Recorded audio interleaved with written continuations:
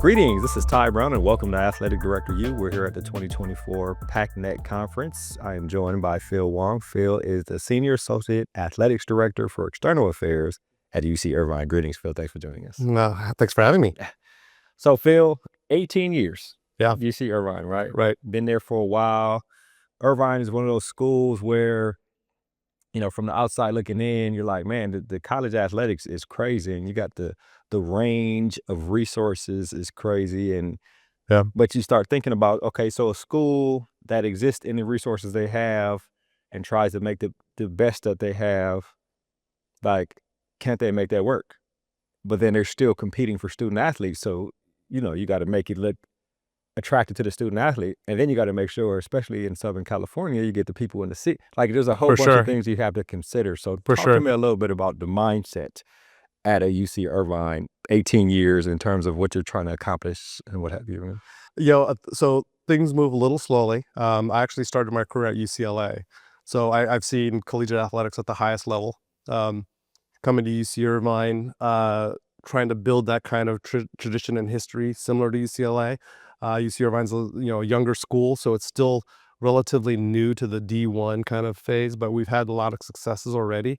But the differences in what you mentioned, resources, is significant. And that's the challenging part for us. We don't have football, so we rely on a lot of other things to help us keep us relevant in the space. And funding is number one, right? I started my career working in the finance department. I started at the ticket office at UCLA, worked my way up to the finance department and the athletics department there.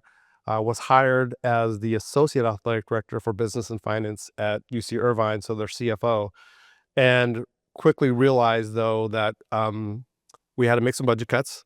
That was one of the reasons I was hired, to get our budget flush, but that I was quickly the no guy. No, we can't do this. We don't have the budget for this. And really wanted to understand the external side of things on how we wanted to invest our resources to get the biggest return on our investment. So really started to focus on the external side of things, looking at bringing in additional revenue, business development opportunities. And I really started to find out that if I knew where to invest that money and to get the biggest ROI, would help us move our department forward. By me saying no all the time was not doing that. How long into your tenure before you made that transition? So I was doing the Associate AD for Business and Finance. It was about 5 to 6 years. Then my AD at the time gave me the opportunity to also oversee the external side. I actually did both for a period of about 5 years, to the point where I got too much, and then I focused solely on the external side. But that was me just wanting to understand, because I felt like we needed to invest our resources in places where we needed to get the biggest ROI on. And our methods had to be more strategic. We didn't have the ability to be taking risks and throwing resources at something that just didn't return anything for us. So there was, I imagine the department was a little smaller at the time. Yeah, it was. Right? Yeah. The AD's like, take this on too. Yeah, Do both of them. it was, but I also volunteered for it. So our associate AD for external left to be an AD, and I just saw it as an opportunity for me to grow and learn. I do not envy any athletic director right now. It's a tough position to be in. My athletic director is great. She has handled everything, tremendously, but I don't pretend to know how she is in that chair or be in her shoes. It's challenging. It is. And so when I started at Irvine, our budget was not even $12 million, running 23 sports at the time, which is now unheard of. We had to cut some programs. Our budget has grown, though, with the support of our campus, with the ability for us to generate more revenue. So we've seen us kind of advance ourselves in a way that we haven't been able to do for a very long time. So I think that's a testament to our AD and a testament to our campus being more supportive. Yeah, interesting. One thing you mentioned there was you can't take as many risks, right? Right. And I imagine you said you were this no person, right, with the budget. Yep. Then you start working on Yep. external to figure out, what's out there. And then you start realizing, okay, if we're going to spend to bring money back, we have to be strategic and Yeah. intentional. Tell me about some of that over the last few years since you've been in this Yeah, world. sure. I mean, truthfully, I mean, you mentioned we're here at PacNet, which is the Paciolan Conference, and not to give them a shameless plug, but Oh, it's not they shameless. I mean, yeah, so it's one of the biggest, I think, decisions we made is to go with them. They've been tremendous in terms of supporting us. Best practices, right? They call them that for a reason. yeah. They work. There was Chris Del Conde, who's the AD over at Texas, said something that during a conference once. He said, I tell my staff to be more involved in R&D, right? And I'm not talking about research and development. I'm talking about rip off and duplicate. And that's, what we have to do is say, hey, what is the Power 5 schools doing? And how can we mold that to something we're doing? But in terms of being more intentional and strategic, we don't do the traditional marketing, right? I mean, I think, we just don't have the resources to do it. I don't have the ability to go out and pay for a billboard. I don't have the ability to kind of just print flyers and kind of just put them everywhere. So we really leaned into the digital space. So our digital ad spends, we do that in terms of a way to, what do we get back from a return on ad spend? If it's 2-to-1, hey, we're making money off of it, right? If it's 1-to-1 and we're not doing it anymore, we're breaking even. But we need to base it, and I was a math major, so it's all based on data, right? It's making data-driven decisions that we know will pan out. Because we just can't take those risks. Sometimes we try to, and then when they fail, though, then we're digging ourselves out of a hole. I'd rather be moving forward than trying to figure out how to backfill a hole that we made for ourselves. Which is important. You think about digital spending, and I imagine measuring the return on digital spending is how much is spent digitally back for you. Does that make sense to you? Yeah. So obviously, we're just trying to make sure that whatever we're spending there, we're getting that money back and then some in terms of what if it's a ticket sale or just, an advertisement. So that's so the question I have relative to that is, how do you know if someone shows up to a game? I guess all tickets are digital. I mean, because they may have come across this thing that Right. they've seen. So they can click through the link. Yeah. Right. So that's how we can track them. We track their progress. And so we know that's how we got them. But I guess the question is that the only way? If I see this, but I don't click at the moment, but I decide to show up to the game because Irvine is down the street. Yeah. But this is the way I saw it. There's no way to tell if that was No, converted, right? that's the hard part, right? So we try to put links on everything we send out, so that people can have the ease and convenience of just going Do it right to now. a clicks and get their tickets. That's how we track them. But yeah, to your point though, if they just saw it, just decided later to go, yeah, we really can't track that. But for our fans, convenience does matter. So if we're able to kind of make it convenient for them for one click, they usually do it. So that's been beneficial for us. What has worked best? I mean, in terms of, is it about a certain sport, or is it about a certain event, some type of experience? No, so so you mentioned experience, convenience, Okay. is a big thing. So, what we found in our community, our fan base, they will pay for convenience. So if you make it easier for them, they don't mind paying a fee or service fee. Right. Or they don't mind, paying a little bit more as long as it's convenient for them. We've had instances where, our outbound sales team will follow up with somebody on a group experience. And they're like, oh, hey, thanks for calling. I really want to come back to a game. I just haven't had time, and by you calling me, you've got me, interested in coming back to a game. So it's been making sure we're intentional, getting that data, so that we're able to have some follow-ups on some warm leads or some hot leads. So Are those, well, I mean, it's not digital and it's not automatic, but, well, it may be with Paciolan. But do you consider a call, right, the cost of the body employee who's making the call and the follow-up, and in return, if they got to sit, do you consider that also a measurable thing for you in terms of? absolutely. Yeah. So I have to take that into account, so as at a department like our size, partnerships matter. So our partnerships with Paciolan, shameless plugs for their other partners, but Learfield Amplify, which is our outbound sales team. We also partner with Fivo. We do all these partnerships because we need them. We don't have the ability to do it in-house. So those are important. So to your point, our outbound sales team, Learfield Amplify, we work really closely with them. But I also have to see what the value is of, what that partnership looks like versus what we're getting back from an ROI. And to this day, it's been a good partnership. It's been a win-win situation. So in those instances, I have to measure those as well and to see what makes sense. And we've gone down a path before where it didn't make sense, and we had to pivot. Would you say bringing on, and this is becoming a Paciolan advertising, I guess, but would you say bringing on a company like Paciolan was because you've been there so long, right? Yeah. And you've seen, you try, fail, got to redo this, got to be Right. intent. Would you say this has been a major help for you in terms of, okay, this almost frees up the conscious capital, right, for us to do other things while we have these companies that do specialized. 100%. Yeah.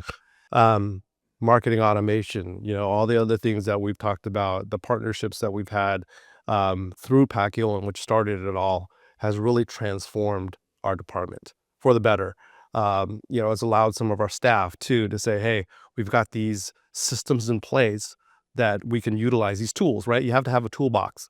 And we've given them the tools to do their jobs and do it better. Before, when I got there, our marketing department said, well, what's your plan? What's your strategy? Well, we're just going to pay for the house. Well, that's not really a plan, right? And it doesn't always work. And we've had to create that value, right? When I got here at UC Irvine used to be, well, I can get a ticket anytime, right, to go to the game. I can get a free ticket anytime to go to the game. That's not what we wanted our brand value to be. And now we're getting people to actually pay because they know that there's value there. Paciolan has helped us with that tremendously. And like I said, they're a true partner. They're not here to, take our money. It's like, how can we grow with you? And I think that's what we're always looking for, is partnerships that will grow with us. So When you take a step back, you look at a line, right? A line is this. Well, thinking about it in graphical terms, a line is a series of pixels put next to each other, right? Mhm. Each pixel, look at it as a moment in time. And Mhm. for you, the moment in time at Irvine is, Yeah. 18 years, right? And so I think, and you'll correct me if I'm wrong, when you zoom out and look at the line, can you see where things are trending for you? Like, what is next for you? Because this was excellent. And so do you depend on a company like a Paciolan for the innovation, or are you always searching for other innovations that can help us to be successful there at UC A little bit Irvine? of both, Mhm. right? We definitely lean in on our partners to show us what the best practices are, what the new technology is coming, how can they simplify our work processes, be more efficient and be more productive, right? So we lean on them, but internally, we also learn about ourselves. What can we maximize as a staff? And what can we do internally to make ourselves more useful, more productive, for the programs that we're supposed to be supporting, right? So how do we be more intentional in that space? I've always said that, I try to get our teams to master the 3 C's, and that's communication, collaboration, and cooperation. But if you don't have the first C, the latter two don't exist. So communication is key. How do we improve our communication? Um, you know, in bigger athletic departments, you're often in silos, right? And we are to a degree, but those silos need to communicate with one another. When that communication fails or breaks down, or you have miscommunication, which is even worse, there's a problem. So we have to focus on making sure that we do that internally. Those are the things that we can work on because we have the toolbox to do the other things that we want them to do. So Is there for the lack of a better analogy, is there a formula or mix or balance that works best for what you've seen at Irvine in terms of ticket sales, sponsorships, donations, school input, in terms of just money coming into the department that works best for you? I mean, so one of the C's, collaboration. okay. If we don't have that, we're disjointed. Yeah. And again, to our fan base, it looks like, we are disjointed and it's not convenient. So if we're collaborative in those efforts, in all those units you kind of mentioned, we're stronger, and our messaging is consistent. So that goes back to the communication, to have them understand that, what story we're telling, why we need their support. That's key. So collaboration between all those entities is key, but that also starts with communication. That's what we're continuing to work on. We have a very supportive campus, but it's still an education process. We still have to educate people why we do the things we do, and have them understand that, hey, yeah, we've got a new video board up, and it's just not a plug and play. We have to do some work behind it. We have to make sure it's coordinated with all of our other run of show that we're doing, and making sure that our coaches, our student athletes, our administrators, our staff are all on the same page. That's always a continual work in Yeah. progress. And so, to your point, it's collaboration is key, but communication has to be at the Yeah, forefront. it's important. And one thing you mentioned is campus understanding the value of athletics, right? 100%. Yeah, I was talking to the chancellor at Wisconsin Eau Claire, Mm-hmm. D3, Wisconsin, and he talked about how retention rates in the athletics department were better than all of campus. And so what they did was the research and figure out what are the things in athletics or on these teams Sure. that are making like the black males want to stay in school from Right. freshman year all the way through. And they took those things and now they apply them to campus, right? Yeah. And so when you talk about understanding the value of athletics on, you know what I mean? That type of thing. Yeah. So I wonder about Irvine and telling that story and helping people to understand the value. Like, is that some places it's excellent, like they know, and some places it's a little bit of struggle. So 18 years, you've probably seen some evolution of what that is. Yes, definitely seen the evolution. When I first got to UC Irvine, I was flabbergasted about how I've seen so many students on campus wear different other college sweatshirts and didn't have that school pride, and that's what athletics can bring, right? I tell the story a lot, and our former chancellor, got to go to the White House and meet two different presidents of the United States.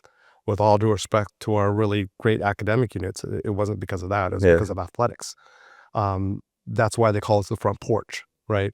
When our basketball team made it to the tournament and won our first NC2A tournament game, my wife and I were out in the community, and she even commented, I've never seen so much UC Irvine gear everywhere. Right. And now when I see students on campus, they're actually wearing the college gear they're supposed to be wearing. There's that value, right? And then going back to, there has been data about, hey, when a school makes it to the tournament, goes to the Final Four, bumping attendance. their applications go up the following year. And it gives the university the opportunity to be more selective, right?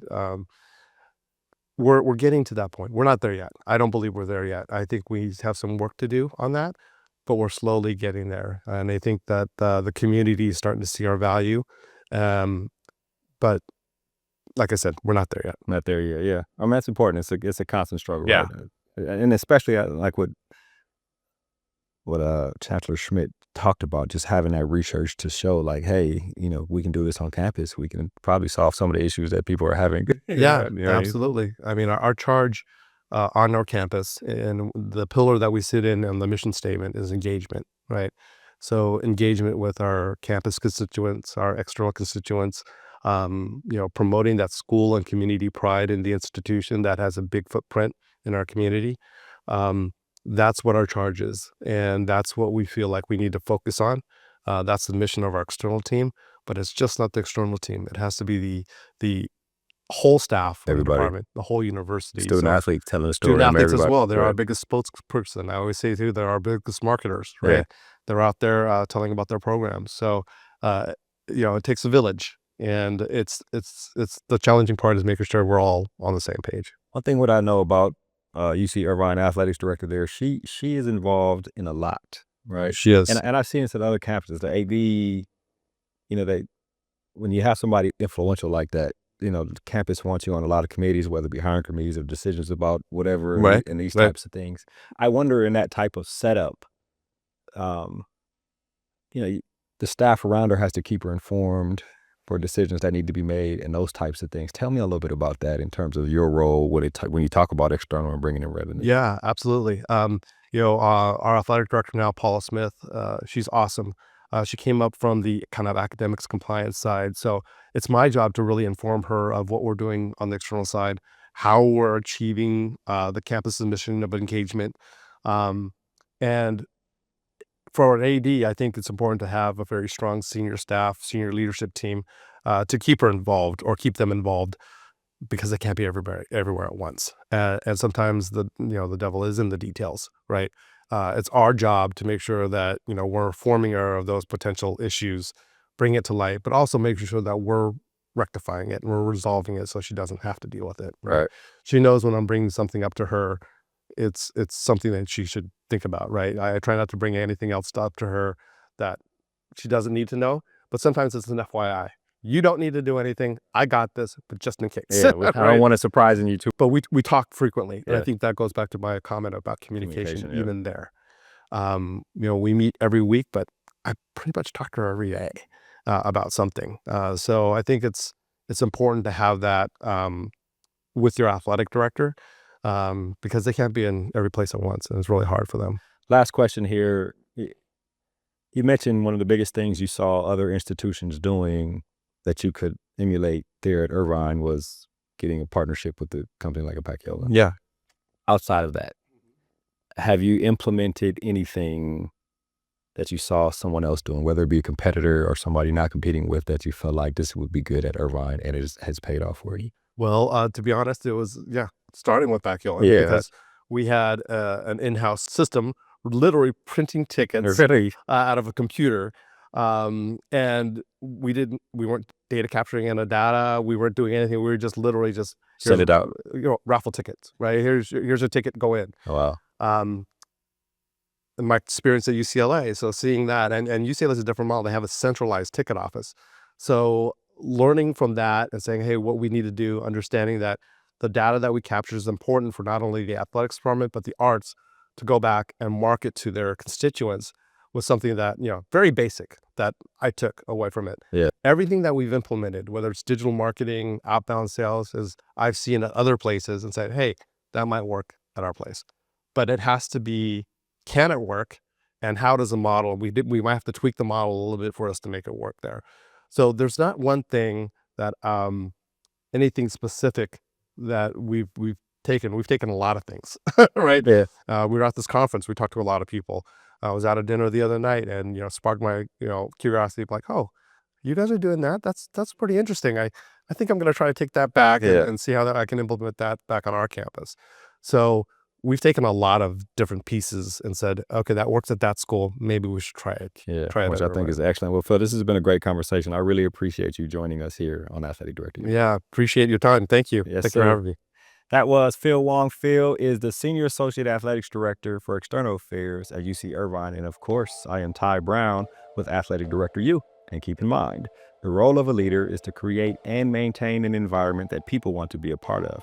And as always, be better tomorrow than you are today.